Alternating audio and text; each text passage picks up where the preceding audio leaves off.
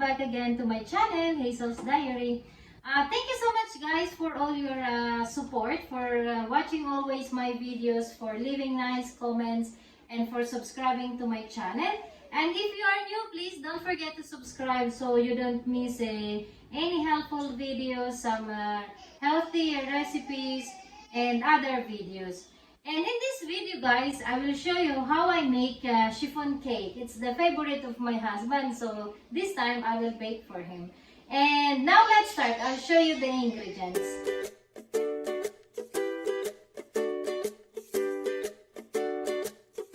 We have 2 cups of cake flour sifted and 1 cup of granulated sugar also sifted, and then 1 teaspoon of salt and 1 tablespoon of sifted baking powder, and we have here 1/2 teaspoon of cream of tartar. If you don't have guys cream of tartar, lemon juice should be okay. And here we have 1/2 cup of olive oil and 7 egg yolks, and we have here 7 egg whites, and 2 teaspoons of vanilla syrup, and of course 1 teaspoon of fresh lemon juice, and 3/4 cup of cold water. So let's start the mixing guys. Now let's mix all the dry ingredients. So flour, sugar,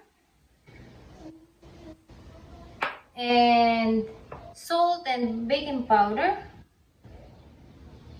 except the cream of tartar, because the cream of tartar we will mix with the egg whites.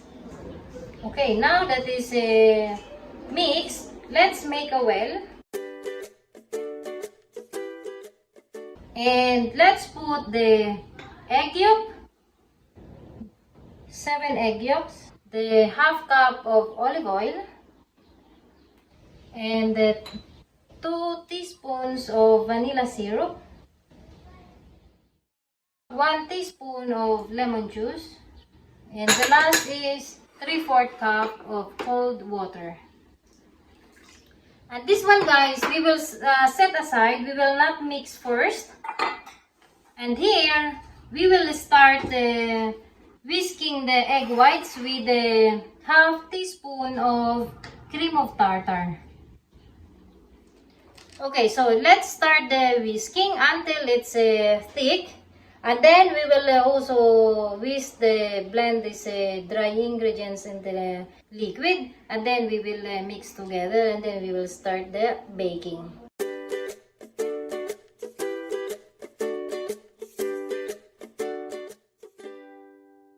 Okay guys, so it's done. You see, it's already thick. Now let's mix also this, and then we will mix all together.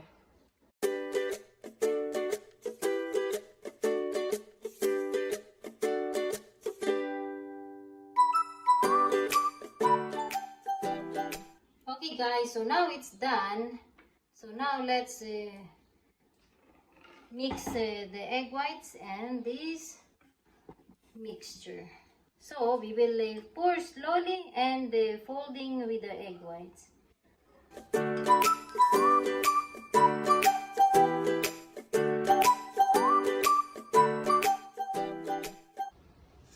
Okay, now let's pour to the cake pan. Looks very nice. Ta-da-dan! Guys, my husband doesn't know that this is for him, you know. So, because today is Father's Day, that's why I decided to bake a cake for him. And I'm sure he will appreciate this because it's his favorite, you know. Milk and the chiffon cake or cup of coffee. He thought that is for you know, for normal consumption, but he doesn't know that this is his cake for Father's Day. His first Father's Day with Liam. Alright, so it's done guys, and we will bake now for 15 to 20 minutes or until the top will get golden brown. So let's see. Alright guys, so this, let's bake for 15 to 20 minutes or until it's done. And this one is a preheated oven na 165 degrees. And now let's increase to 180. Let's check guys. 30 minutes of baking. Wow, look, very nice.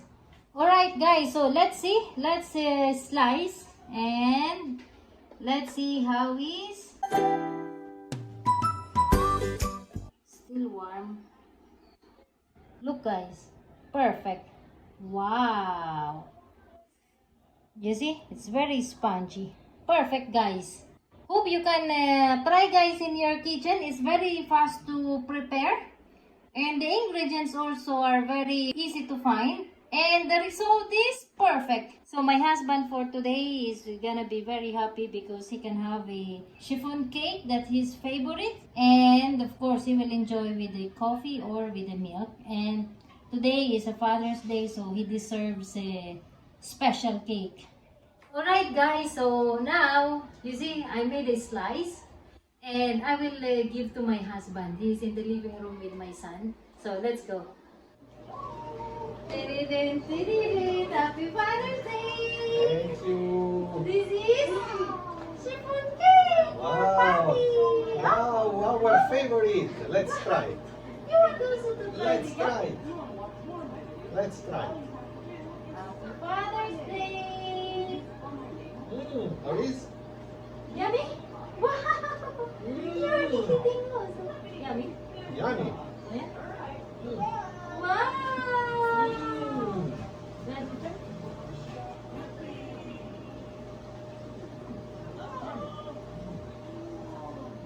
Alright guys, so he's enjoying now the chiffon cake, and I would say guys that 1 cup of sugar is just right. But if of course, if you like more sweet, you can add maybe another half. But this one is just perfectly sweet. So, I hope guys that you try this in your kitchen because as I said, this is very simple and easy to make. And of course, very yummy. And happy Father's Day to all the fathers out there. And even to the mothers that are standing as a father, happy Father's Day. And if you are new to my channel guys, please don't forget to subscribe. And of course, please don't forget to give a like if you like this video. And I hope to see you guys on my next video. Bye! Bye bye!